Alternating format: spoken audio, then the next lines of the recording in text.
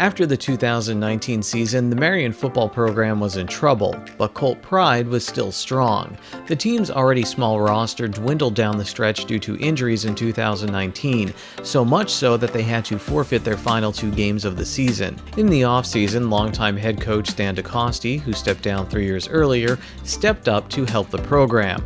During DeCoste's 40 seasons in charge of the Colts, they won 7 district championships and 1 state title, while piling up over 300 wins. DeCoste was back as head coach in 2020, armed with his years of experience and the support of many alumni. The former players, beaming with Colt pride, help illuminate a path to success in life that can come if you buy into the program. We asked DeCoste recently, what is Colt pride? Yeah, it's a way of life. I say that one time because I had player Ryan Cardish speak to our football team. He actually went to MIT and played, and he said something in practice, and he said, this is a way of life. This is not a game. This is how we do things, and it's being disciplined. Again, it's being accountable. It's never forgetting who you are and what you represent, never forgetting where you came from. And that's so prevalent. Our alumni have been super for us and support us completely, and it's a football program, not a football team. DeCoste says of the 38 players on his 2020 roster, around half of them never played football before. The Colts were inexperienced, but they were ready to work and rebuild the program, and then they got blindsided, just like the rest of the world.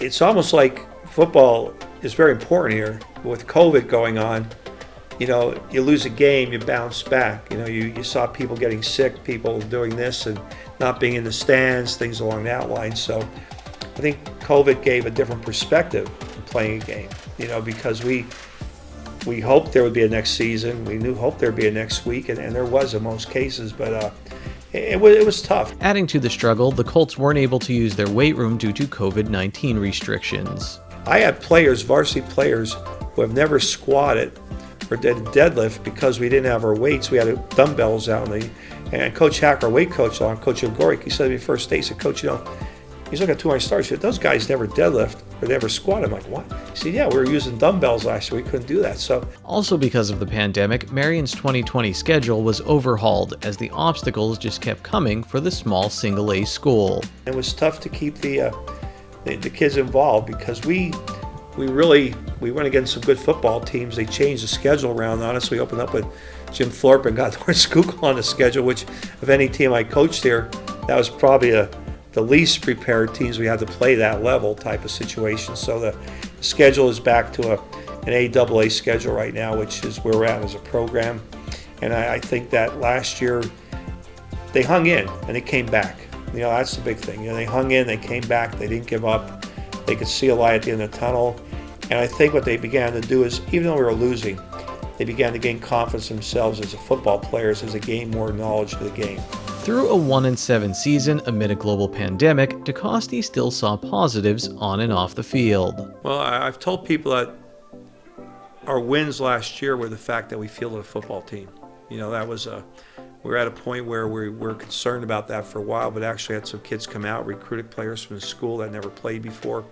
Very much an experience, but we have a real strong sophomore class, a really looks like solid freshman class. Only 5 seniors on the team out of the 41. 5 good seniors, and the juniors solid too. But we're a very young football team, but experienced young by our sophomores because we had to play a lot of freshmen. And what we did was we did what we did before. I coached them the way we coached our players before. It's a discipline. It's intense. It's their accountability, and they bought into it, and I think they know what we're looking for now. What did you kind of learn through last year? Appreciate what you have. I think we all do, but seriously appreciate it. We're going to appreciate people in the stands. We're going to appreciate not wearing masks, hopefully, right? Not wearing masks. So appreciate what you have. There's sometimes a tendency, you assume this is just going to happen, this is just going to be there. If you would have told me we would have gone through a season like that 10 years, I'd say, you're crazy. That's never going to happen. So I think it's not a lot of negative part, but the positive part is I appreciate more what we got, the opportunity to work with each other, be around each other. We're healthy for the most part, and appreciate that. That's what I got out of the whole situation. Heading into the 2021 season, Colt pride is still very strong. I think we have about 101 workouts, believe it or not. We have one young man who's made 101, wow. Jaden Furman, which is absolutely incredible. Other people in the 70s, 50s. I instituted an Iron Colt Club, where if you made 15 workouts in a row and you take care of your academics, which, as you know, around here is very important.